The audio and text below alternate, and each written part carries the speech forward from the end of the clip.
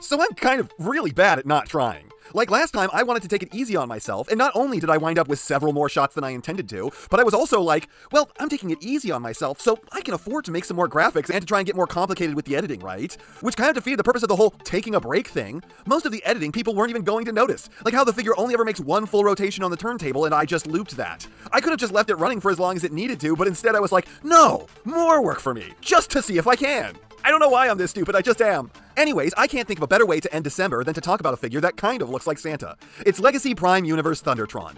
But first, your likes! Please give. And if you enjoyed this video by the end and you aren't subscribed already, please consider it. And look, I don't know that I'd call this bad, but personally, I hate this. I mean, it really captures the Prime aesthetic accurately more than any of the other Prime figures so far. And great for Prime fans. I'm happy for you. It's one of the worst ways you can ingratiate yourself to me, though. Honestly, it could just be the gigantic pauldrons, but I feel like there's a bit of Gundam influence on this design. And I like Gundam, I do. But again, anime and Transformers don't go together like peanut butter and chocolate in my book. More like paint and vanilla. But I'm sure a bunch of you just heard Prime, but Gundam, and started to salivate. And for you, I'm sure that there's a lot to like here. The back has a degree of hollowness, but it's mostly fine, and the quality here is good if overly tight. This guy is extremely cup impact resistant. In case you've ever wondered why I do this, it's because if I move the figure with my own hands, you can't see just how much force I'm putting into it. But if you see me drop an average-sized figure on the joints, well, that's something that you should be able to get a sense of if you have a roughly equal scale figure. And is it clear that I've already completely run out of things to say because the Prime designs just bore me so much? I mean, this thing has a lion head in its chest, and I should be like, that's so awesome! Instead, I'm like, I don't want to talk about it. He's got a tailcoat. I love tailcoats. I don't want to talk about it. He's a pirate.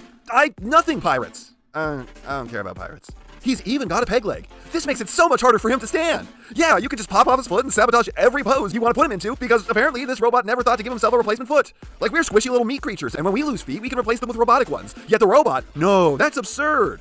I will say the aesthetic hides the tail a lot more than I was worried it would, but yeah, I'm struggling for things to say about the way this looks. How can something this visually crazy look this dull to me? It's an old Santa Claus motherfucker with a lion in his torso in white, gold, and blue. And if I'm not looking at this guy, I'm like, which one is Thundertron again? But I think the part that may be ruining this for me entirely is the head. Because quite frankly, this could be okay, and this could be okay, but this and this together do not work for me.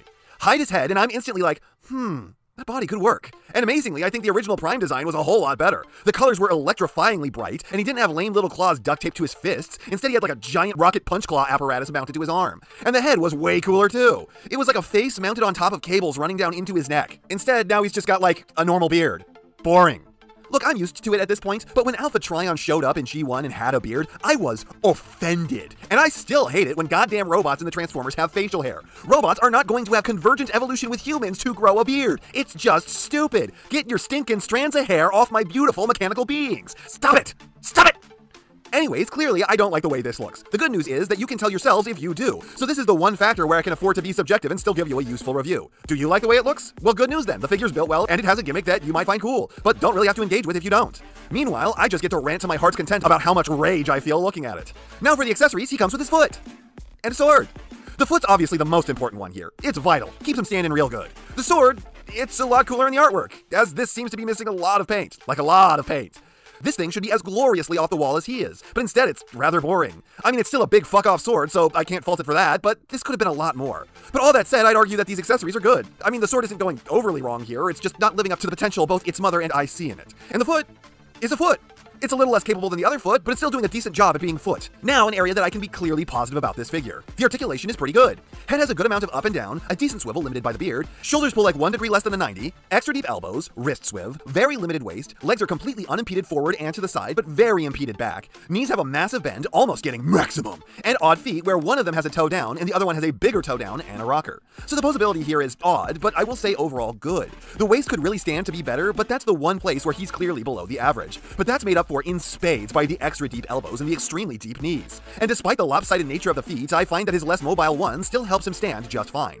Now this transformation, I fucking hate. This is nowhere near the worst it can be, but this is the worst type of transformation. The type where things are just kind of floating around and they need to squidge into the right place at the same time as other things. It's hard to explain, but the arms are the prime example of this, where they seem like they should be able to go where they're supposed to at any time, but for some reason, due to arcane geometries that no one can comprehend, they can't. They only move where they're supposed to go at the same time as the lion arms are ready to peg in, and the lion head is hinging down and plugging in. It's just the antithesis of satisfying. This is the kind of transformation that isn't too hard or too long, but it's still like pulling teeth. death. I do not want to transform this guy because I know that I will be made less happy by the experience. And look, I don't know that I'm a fair judge here, but am I right in saying that this lion mode looks awful? It's spindly and gappy, and you can see through it in weird ways. It looks stiff like someone stuffed a rod up his tail hole, and you can still see where all the robot parts are. I kind of like the way that he almost reminds me of the Liger Zero Jaeger, but this looks completely unfinished. I hate looking at this goofy motherfucker so much more than I hated the robot mode. This makes the robot mode look like high art. And then the posability is janky as fuck. Mouth opens and closes, no other head articulation because it's bolted down in like 4 places, so he always looks like the timid kid who stares at the ground while he walks. If you have the arms pegged in correctly, then you basically only get this action right here, but you can unpeg them for these really natural ranges. I don't know why you wouldn't do this because it's superior in every way. Though I suppose that if at least one of them isn't locked in, this is the one joint on the entire figure that won't hold a pose. Tail goes all the way up to there for some reason, and then the back legs basically haven't changed, so they have the same articulation as ever, though it does kind of make him look like a human in a lion costume. So maybe I'm letting my subjectivity win on this one. I am trying desperately to be fair here, and to give it credit where it's due, but I think this mode just fucking sucks. It looks horrendous, and while it technically has a fair amount of posing, you have to unpeg the joints holding the figure together to get it, which looked bad in the first place, so that's not a huge loss, but at no point can you ever get him into a decent looking pose because he's always staring at his toes.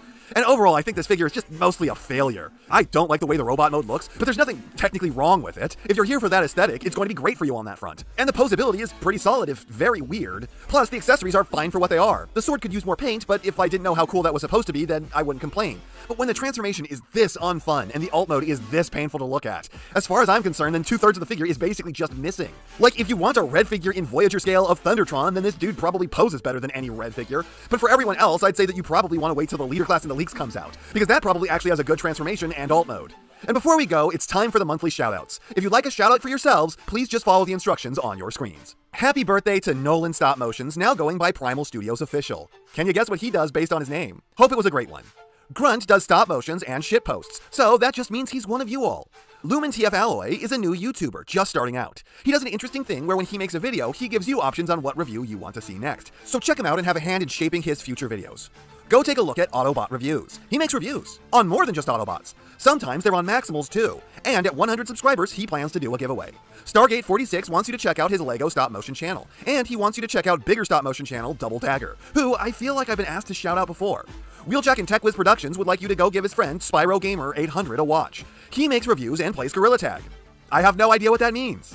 Happy belated birthday to Lucas Ancio on the 20th. Transformers Buggie sent his shoutout request to the main PerspectiveEnd email. It was lucky I caught it. As a reminder to everyone, send your shoutout requests to the shoutout email. If I've ever missed any of you because of a similar situation where you sent it to the main email, then I am very sorry for that. Anyways, Transformers Buggie makes Transformers reviews, so please check him out, that way my catch of this will not have been in vain. -1 Productions seems to have recently changed his YouTube handle because of a certain awesome kaiju movie that you should all go see. He makes videos on tokusatsu stuff, so check him out for something very different to most of what gets covered on this channel. Kieran Antone is apparently not named Siren Antone, and it has been annoying him greatly that I've been getting it wrong all this time. Whoops, sorry man. Of course, I'll remember it from now on.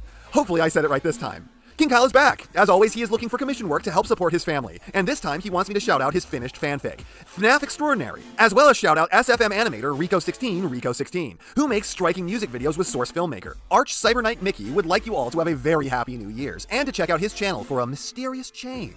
Endermaster 707 is looking to build his community, and he wants to have conversations with his followers. Check him out for that, and he already got Reactivate Optimus and Soundwave. King Dareth wants you to get eyes on his stop-motion channel, as well as eyes on this reaction picture of Mac. And that's not half what I have to say, but it's enough what I have to say. And I know, you know, what everyone else tells you to do at the end of these videos. So, if you liked what you saw here, please do that. And if you'd like to take it a step further, then please, share this video with any friend you think may be interested. I hope you all enjoyed listening to me waste your time.